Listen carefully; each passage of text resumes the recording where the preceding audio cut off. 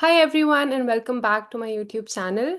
Today I have a very special guest with me here, Mrs. Sherazad Sandushina. How I know her is kind of an interesting story, but before I get into that, I would want to welcome you, Sherazad, and thank you so much for taking out the time and finally making this happen. No, thank you for having me here. Thank you so much. Um, Whoever doesn't know this, Sherazad's everywhere on Instagram right now. If you are into manifestation or even like the power of positive thinking, anything to like improve your life, Sherazad's there on Instagram. It's actually been quite tough to get a hold of her for you guys, but I tried, I persisted, and finally it's happened. So I'm going to start with my quintessential, most basic question that I ask every guest when I start. How's it going? It's going really well. And for someone who's into manifestation, I have to believe it's going really well. So it is. It is going. Everything is good. Everything is good. Blessed.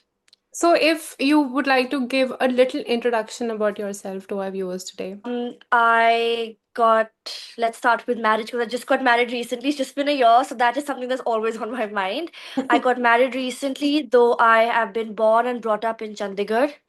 My schooling has been from there. I was in Carmel, then I was in Vivek, and then I did law from Punjab University. I did my master's from Punjab University, and then I was working for a bit until manifestation came into my life. So, my first question to you is let's rewind a little bit. Um, I know at a personal level that you've always been into sports. So, how did law school happen? Well, law school actually happened because sadly, what we've been hearing all our life is that there is no future of sports in India, sadly. And the game that I actually played was volleyball. And for a team sport like volleyball, again, there was not much of a scope, especially for girls. So I had no option but to think of something else. So I thought that maybe if I do law, I can still be in connection with the legal field by probably doing something in relation to sports when it comes to becoming a lawyer or something like that. But having said that, law also came to me because my mom said that it's a really good degree to have. It's something you will benefit from eventually in your life at some point. So I kind of listened to everyone around me, and then I said, why not? So that's how law actually happened. Wasn't my first choice, but it just had to happen, so it happened. Which is true for a lot of people. Trust me, they just do law because they can't think of any other thing to do around them. Sadly, but that's true. So then let's do a quick recap of your time in law school in Punjab University, which is the place to be in if you're in Chandigarh. Yeah, So. that's true though. So, I would say if people who know me, if you ask them, for me, I wasn't really doing law. I was probably doing a sports degree because for me, those 5 years were all about sports. I was obsessed with it. We made the sports committee for our department for UILS, and then all year round, we would just be busy, organizing matches, playing them. And that is really what actually took up all my time in law school, is what I'd say. But apart from that, it was really nice because I feel like if you have good professors in college, you can really start to have interest in certain areas. Like, I remember my teacher who was there for drafting, she was wonderful. Mhm. So I actually felt like, okay, maybe this is something I would like to delve in deeper afterwards. And in fact, because of her, when I was a law researcher, I actually drafted really well because of how well she taught me and how much interest she piqued in me, Mhm. in drafting. So that was really a nice thing. And otherwise, law school's been good. I wasn't one of those uh toppers. I was just okay, okay, now exams are here. I would start studying a month prior to them because I was like, I don't want to, score badly. So I would study well in time. I would score decently well, and that's about it. It was a good five. It was a good sweet 5 years when I was obsessed with sports. It was that for me at least. So when you were in law school, did you have an idea that, okay, when I graduate, I want to go into litigation or I want to join a firm? I actually had no idea. And trust me, that is mostly the case with a lot of people. Because even my friends were thinking, okay, now we're at the end of almost like, our 5 years. We have to start thinking of what we want to do after this, right? Do we want to join, an advocate here in our city? Do we want to be, into the corporate world? What do we want to do? Mhm. So I am someone who took it even at like I took it very easy. Right after I gave all my exams and I had my summer vacations, when you're over with your law school, you're totally free. I went for a vacation, and right in the middle of the vacation, I started to think, okay, now what do I really want to do? And that is when, my mom was, of course, helping me out. You should join these people, or, I want to join an advocate in my city, right? I want to join his office. But because we could not narrow down on any one particular one, so someone told us that, being a legal researcher, it's a new thing that's come up because it had just come up a year or so before I, opted for becoming one. So they said it's a very, very good thing to start with because it's like, a stepping stone for freshly graduated law students. So I opted for that, and luckily I got the job. And I did that for 2 years, which was I would say really enlightening and something that really taught me a lot. Mm-hmm. Mm-hmm. You know, a lot, and it taught me things that were different from my friends who joined advocates, Oh, because that's like the completely opposite side, yeah. of where you're arguing, where you're preparing cases. So yeah, it was very different for me. So during So your school, did you participate in any moot court competitions? Did you sit for placements? Did you try to, get placed before you graduate, or were you like me, like I did not sit for placements? I was like, I'm never leaving the city. Nobody from Chandigarh ever hires. It's a slow city. But yeah, I did not. But did you sit for any place? no, I did not, neither did I sit for any placements because I did not again want to leave the city, and I didn't want to join a company that much. I knew I was like, if I start practicing, I'm gonna be with an advocate who is somewhere, in fact, near my house. I was lazy enough to not, even travel like 10 sectors away. So that was a thing for me. And your first question about I did moots during law school. I Mhm. did do two moots, out of which one was a national moot, which was very, very interesting because I will not name the college where we went, Yeah. okay? But it was, of course, a team of three, and we became really good friends thanks to this moot.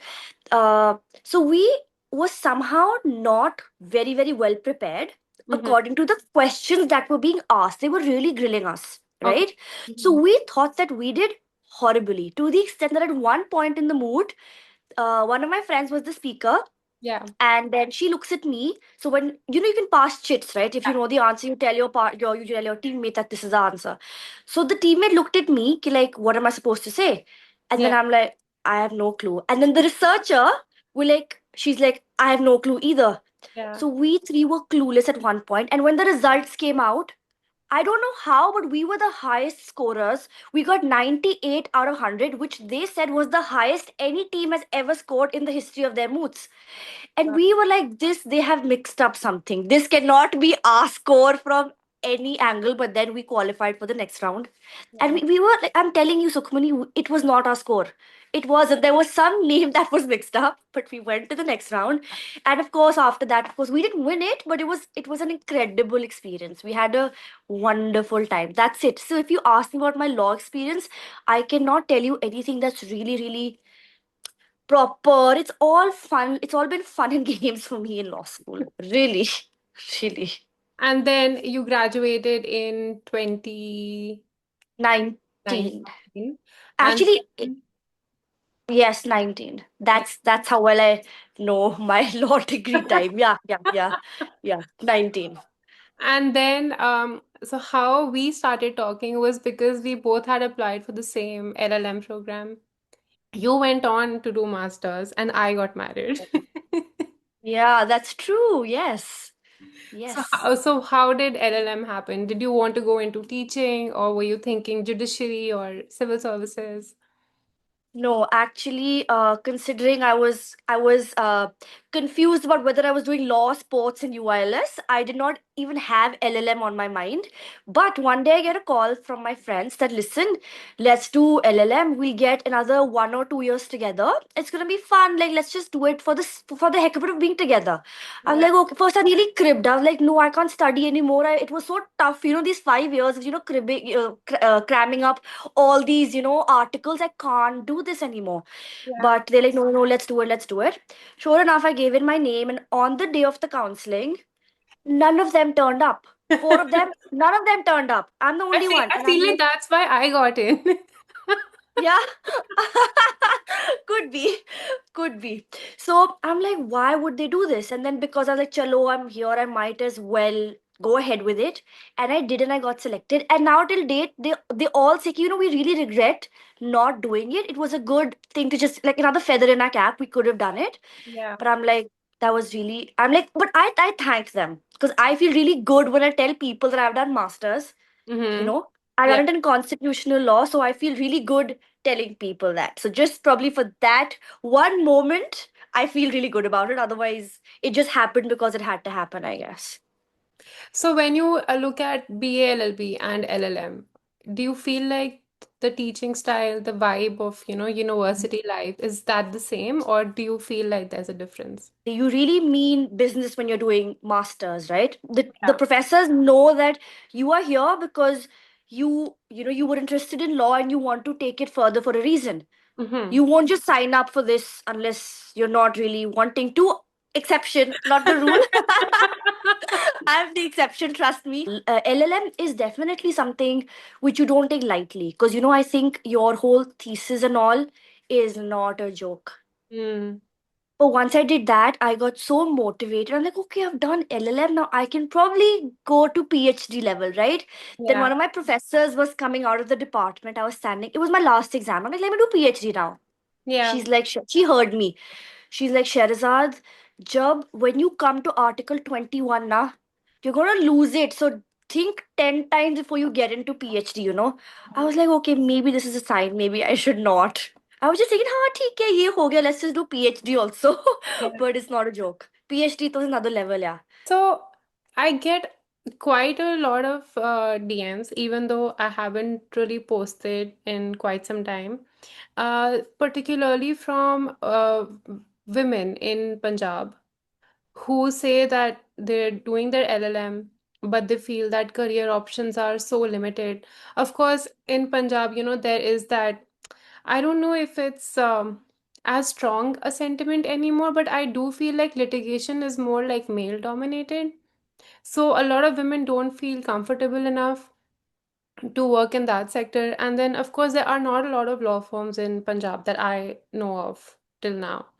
So what do you think? Because I ask this because you have worked in the Punjab and Haryana High Court, even though it was on the other side of the bar, but I do feel that still counts. Like you see what happens in the court, right? Yeah, So yeah. how do you feel about this preconceived notion that women have in Punjab that it's a male-dominated field if you go to the court and nothing's gonna come out of it for you?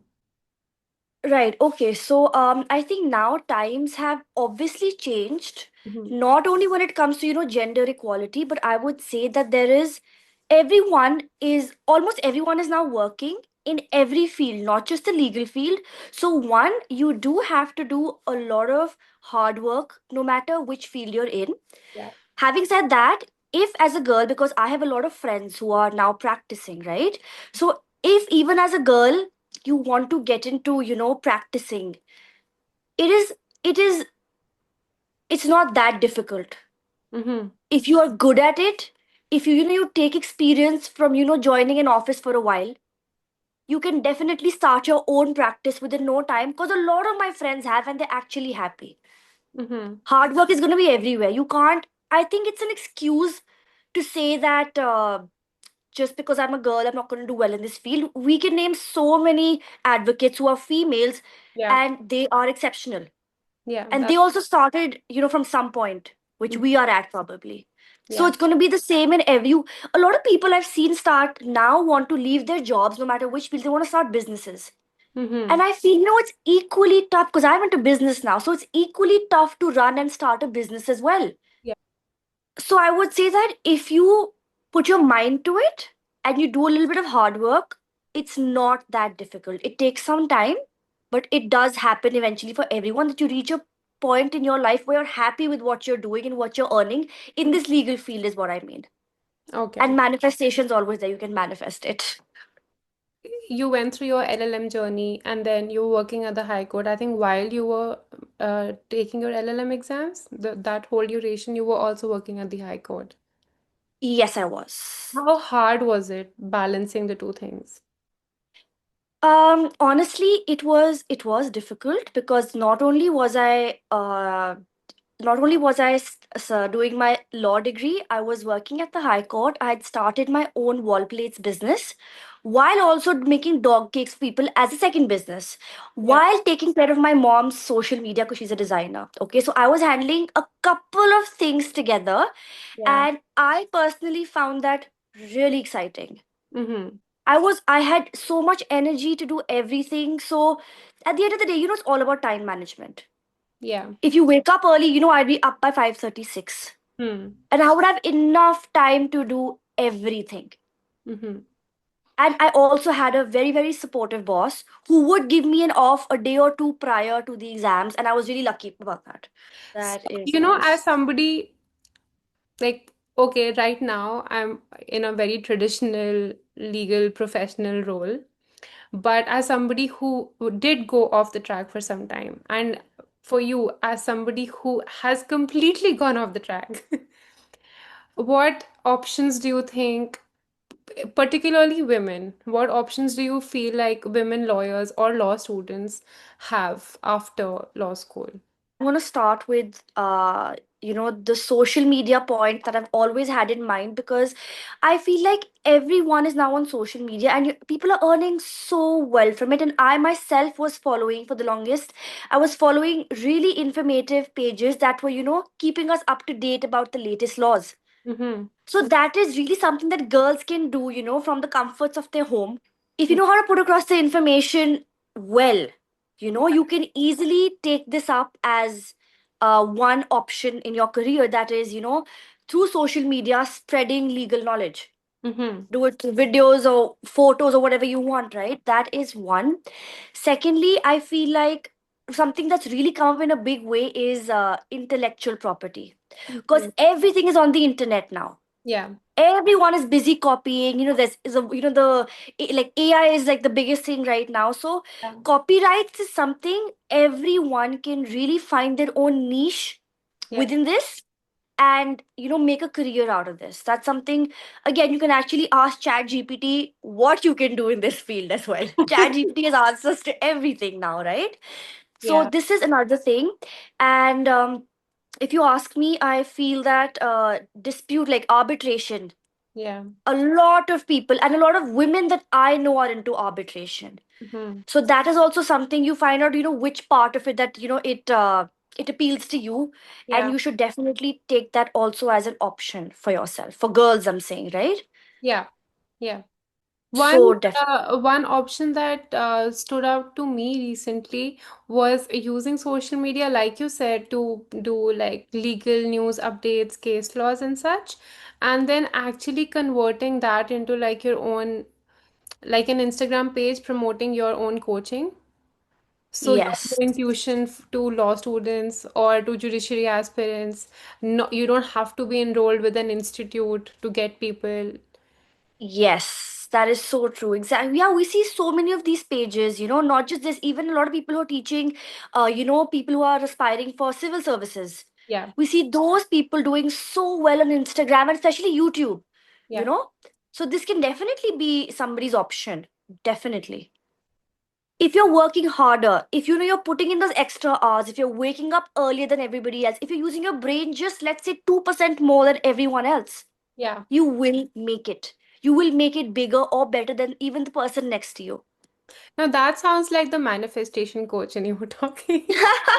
I can't help. She just keeps popping up. But no, honestly, even if I wasn't into this and if I had no option but to, Yeah, start my own practice, I know that there is enough there are enough cases in Punjab or in my city. Mm-hmm. Just in one city, there is enough filing every day, Sukhmani. So you can't say that law is dead. Yeah. You probably don't know how to procure those cases. So you Yeah. think about that and work on that. You find out about that, So I do right? wonder often, why don't we not have like career counselors in law school? Just to guide you a bit and kind of like, help you tweak your approach if you're lacking in some. I mean, a lot of lawyers do lack, say, personality, or they have speech problems, they not have confidence issues. So for some, it could be tardiness, laziness. Um, I just wish that if there was some person who would, be there in every law school just to mold the personality of a law student. I totally agree with you. I totally agree. Maybe you should start emailing some law schools and give your advice because it's golden. No, trust me, it is. I mean, in school, we all had career counseling at the end, right? So I think law school also really needs that. Or maybe someone, whoever's listening to this, can start this as their Instagram Yeah. business idea and, start giving counseling. It's important, you're right, everybody needs guidance, so a lot of people who are you know uh, first generation lawyers, they Mm-hmm. actually have no clue. Why didn't I really think of continuing? Because at some point I did feel that, okay, maybe I can't, maybe I don't want to put in that much hard work for so many years and then reach a certain level. Yeah. But now when I'm in a business and when I see, let's say my own mom, she is today where she is. It took her, let's say, 15 years to reach where she was 15 years ago, and now 25 years where she is today. Yeah. So every career has its own timeline, it has its own hurdles you have to cross. Nobody becomes an overnight success, and if they do, those are very, very rare cases. You can manifest for it again if you want to be an overnight success, but that's not the rule, that's the exception at the end of the day. So then, talking about manifestation, what you feel is the difference between a manifestation coach and a life coach? Okay, so a manifestation coach is someone who is specifically talking to you about the law of attraction and how to use that to, Mm-hmm. get things in your life. Yeah. A life coach is someone who is probably more holistic in the sense that she or he is trying to cover all aspects of your life and, probably bring in meditation and, other mindful practices, and then teaches you how to live life. I am not teaching you how to live life, or this is not about teaching you, it is just telling you how to create your life. Mm-hmm. Do you get the difference? Yeah. I'm Yeah. not telling you how to, spend your entire day. I Yeah. am just saying, what do you do for just those 3 4 minutes in a day to Yeah. make the rest of your day better? Hmm. Everybody knows how In to a live way, life. so in a way, a life coach would kind of help me, for example, navigate my emotions, try to balance my thinking, help me be a better version of myself. But when someone comes to you, it's like they have XYZ goals, and you have to tell them how to like use the power of, law of attraction and manifestation and positive energy to make that happen for them. Yes, exactly. That's exactly it. So, very specific goals. If you Mm-hmm. want that job, if you want that ideal weight, if you want Yeah. that admission, come to me for that. So, what was that like click moment, that okay, I am going to make a business out of this and help people. Okay, so when I got convinced that this really works, I of course went to my mom and my sister. I'm like, you have to try this. It Yeah. took me 1 month to get them to practice it. They were not willing to do it. Mm. And then after another month, so after 2 months, when my sister called me up, she's like, Yeah. listen, Shahrazad, this really works. Why didn't you tell us earlier? When I got that call, I sat my mom down. I'm like, Mom, I know I'm doing law, but I really want to help people through this. If I've been able to help myself and you all, I Yeah. want to tell everyone that you can actually write your life like a story. I literally said these words, write your life like a story, because that's what I discovered. How do you make people believe? Okay, so rather than making people believe by telling them something, okay, I don't tell them any words of wisdom or anything. I tell them, try it out as an experiment. I say, get my journal, or here, take these affirmations from me, try it out yourself. Hmm. Okay. Then when they see changes, their belief comes themselves. See, nobody can actually make someone start believe in anything Yeah. until they experience something on their own. Yeah. If I say you must go to the temple every day, you might say, I'm not somebody who goes there.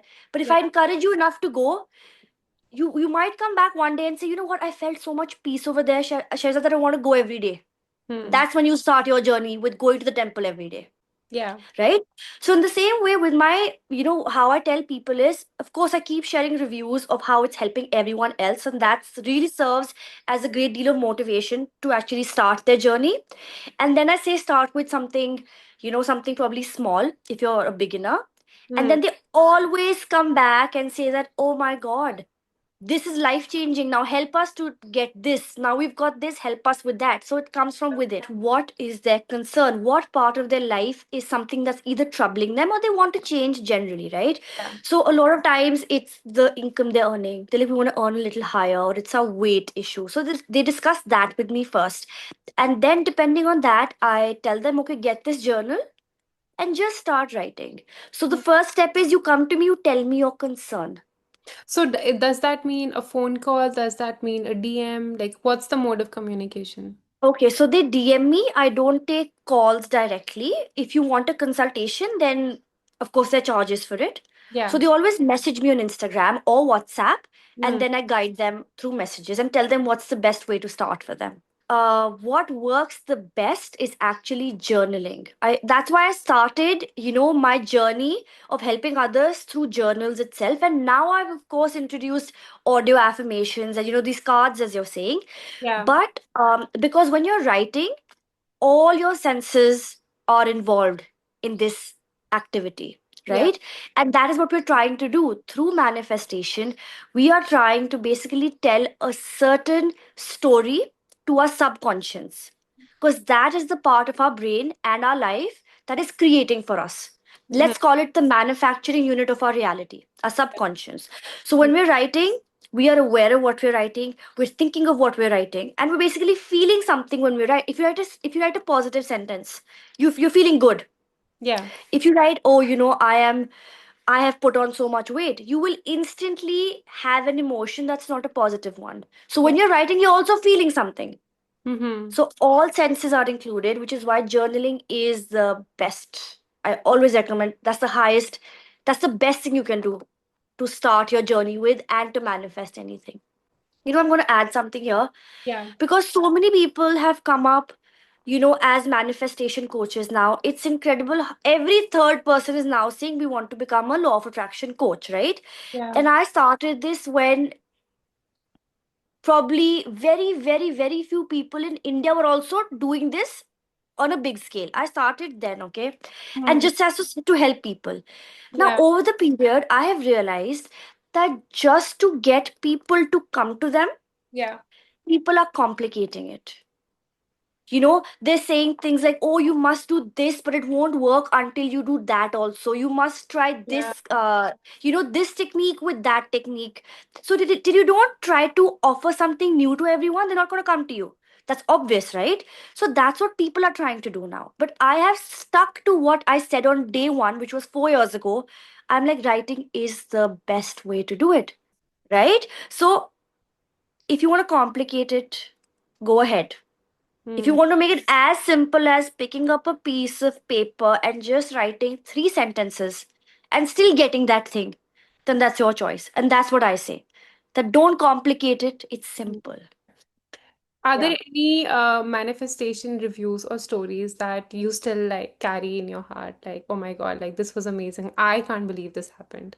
People have fought cancer, they've cured their cancer by writing, which is, I think, really amazing, Yeah. right?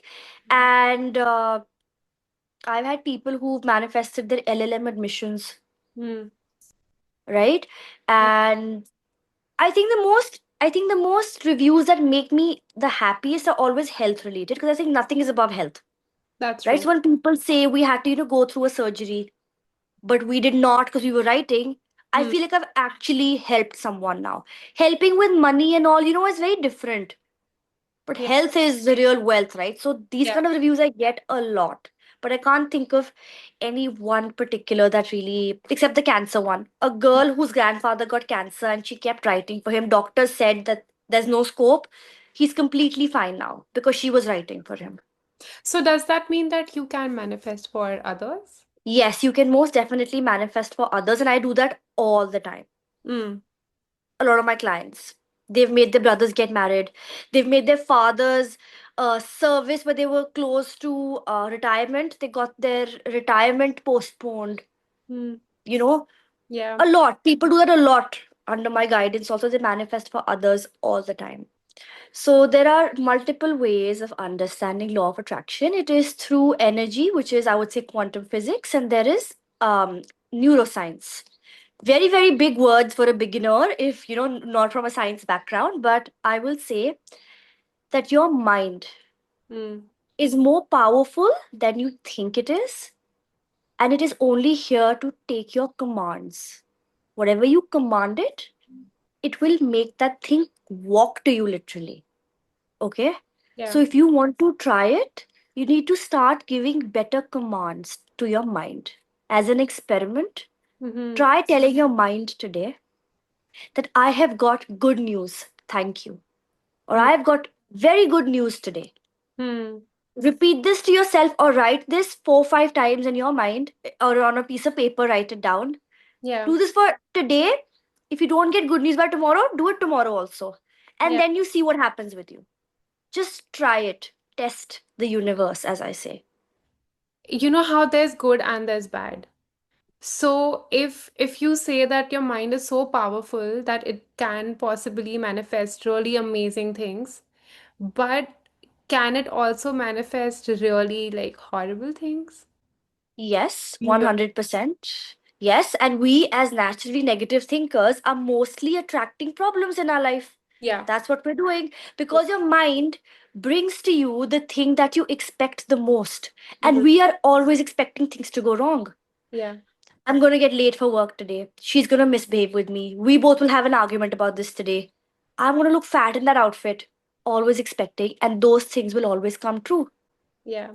So it's not like one-sided. It's the your subconscious will say yes to every command, be it positive or negative. How do you frame a manifestation sentence? Right. So you have to first think of what is the specific thing that you want. Mm-hmm. Right. So let's say you want to clear the exam. Now you write it down as if it has already happened. Mm-hmm. And then you say thank you in the end. So you're going to say something like that I easily and effortlessly cleared my judiciary, thank you, or cleared my whatever exam, Yeah. thank you. Okay, that's one. Then they can write something like my result just came out yesterday and I scored this much in my exam, thank you. Mm-hmm. Because a lot of my clients write for specific number of marks and they almost always get those. Now, how do you almost always get those depends on your belief and consistency. Do you believe in what you're writing? If Mm-hmm. it's an experiment, if you're a beginner and you are going to try this after this video, I would say don't be skeptical about what you're trying, be open to it. Mm-hmm. Just say that, okay, while I'm preparing, I'm going to just write because I saw this on the internet. Let's see if it works for me or not. Doesn't mean you say, oh, this is never going to work. Why am I even writing? How will this come to me? Don't do it with that mindset. Be open to it. So you So, can write two apps. Sorry, I'm going to cut you. You can write two yeah. affirmations. These are two affirmations. You can write these 5 times, but try to write twice a day. Any given time. There's no specific time. Is it okay for you to be attached to the eventual outcome, or do you have to like detach and just like give the energy off in the universe and then like go off your merry way and not bother about what's going to happen, if it's going to happen, when will it happen? Because I'm sure a lot of people have that anxiety, you know. Yes, being detached from the outcome is the most important because if you show desperation for really wanting that, you are somewhere down the line admitting the lack of that in your life. Whereas if you're writing that I have passed this exam, you are trying to tell your brain that I have passed it. But Mhm. if 2 hours later you are really wanting that to happen, your brain will understand that it hasn't happened yet. So your brain is going to ask you, in the morning you said it's already happened, and now you're saying I really hope it happens. So which of them is true? It's going to question you, in a way. Mhm. And the thing it's going to bring to you is the one you gave more energy to, the more the one you thought more deeply about. Okay, the one you gave more emotions to. So if you were more fearful when you were thinking, "Ki, I wish I get these marks," Yeah. it's going to pick up on the fear and make that come to you. Mm-hmm. If you are really positive, you're very hopeful and excited when you're writing in the morning, it's going to pick up that and bring that to reality. So it's what you give more energy to. But we as humans, as I said, we're very skeptical. Yeah. So we really give more energy to our fears and our doubts. If we actually converted all our fears into hope, into just hope, like, I really hope I have that car one day, or I really hope I have that house one day. That's still daydreaming, and that is still called manifestation. Yeah. Rather than, oh my God, I'm sure, when I grow old, my kids won't look after me, or when I grow old, or my money's gonna go, things like that. So when you're expecting that, the universe is gonna bring that to you. So So, through writing, you make yeah. yourself more positive. Write to make yourself more positive is what I say. Do you think with manifestation there's ups and downs, or is it always either stagnant or it goes up? Okay, so every person has a very unique journey of their own when it comes to manifestation. Some people, when they're manifesting, they get what they want Yeah. directly, instantly, or in their own sweet way. But a Mm-hmm. lot of people get tested by the universe. So things sometimes do get a little topsy turvy before they get what they want. So let's say once I was manifesting for my skin, that my skin is really clear, it's great, but I got the biggest zit on my face Mm. when I was manifesting for it. Yeah. Right now, that can really discourage a lot of people to continue manifestation. They feel, ki, oh my God, we were so positive, but why did things go wrong? Yeah. Yeah. Right? That is because your older fears are still there inside you. On the surface, if you're trying to write something positive, you're somehow ignoring what lies deep down and latent inside you as well. So sometimes those things get activated, but there's always, the sun shines after a dark night. So it's always something you must continue doing without, being discouraged. And you will get what you're manifesting for. But as I said, the rule is you get it easily. The exception is that sometimes things might go wrong, minor things, before it actually becomes better. Mm-hmm.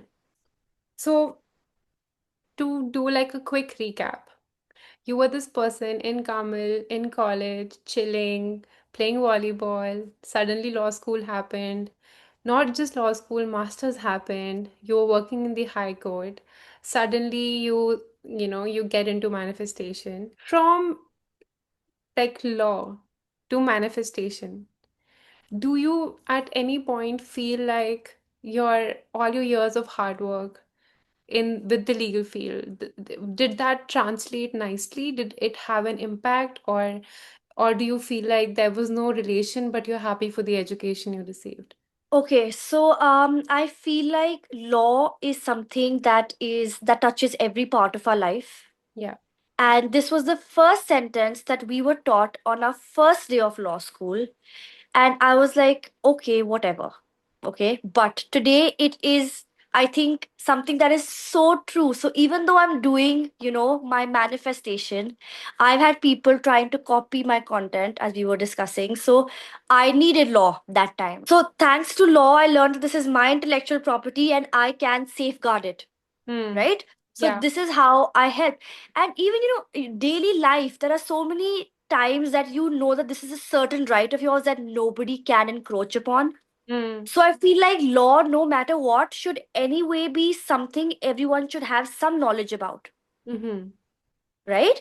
Yeah. Having said that, I always say that no education can go waste. It'll always come back to you at a time that you might need it.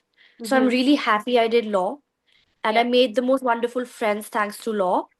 And again, manifestation is something I'm helping people through, and law would have done the same thing, helping people.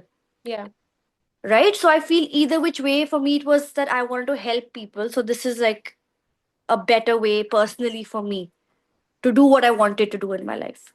So for not just women, just people in the legal field, be it students or professionals who might be struggling to make ends meet, or maybe they're stuck in a 9 to 5, but they're actually built for a business.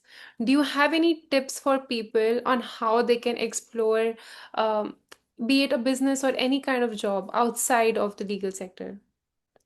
Yes, I would say first see what you are passionate about. Mhm. Don't see something that makes a lot of money, because if you're passionate enough, you will end up generating money from that business. So ask, turn inwards and ask yourself, what is something that can keep me awake till late at night? And there's something we hear on a lot of podcasts, okay, that Yeah. do something that you can do even at 3 in the morning, right? Until I got into this, I did not realize how important this is. So figure out what you're passionate about, and then anything can become a success, because now we're in a, in the digital age where everything can start from home by just putting up pictures on your Instagram or your YouTube, right? Yeah. So turn inward, see what your passion is, and then do some research, and everything can become a success, as I said. Mhm. And with that, we come to a close. It's been lovely chatting with you, and it's so nice to see you after like I want to I say a year and a agree. half. But with that said, I'm sure I hope that people who are watching this video thought the content was useful, interesting. I will tag your Instagram profile, and just because I love your mom's designs, I'm gonna put her Instagram in as well. And Thank you so um, much. if in case anybody has questions that I was not able to, catch in this conversation, please feel free to bug Sherazad. DM her, but don't DM her on Wednesdays and Sundays. And yeah, she will get back to you. I want to make it easy for her and say at least 5 business days. Give her that much, and she will definitely get back to you. And yeah, I hope to see you in another conversation with another woman from our field pretty soon. I hope you share, comment, like, subscribe, tell your friends, tell everybody about Arabian Nights, and yeah, I'll see you in the next video.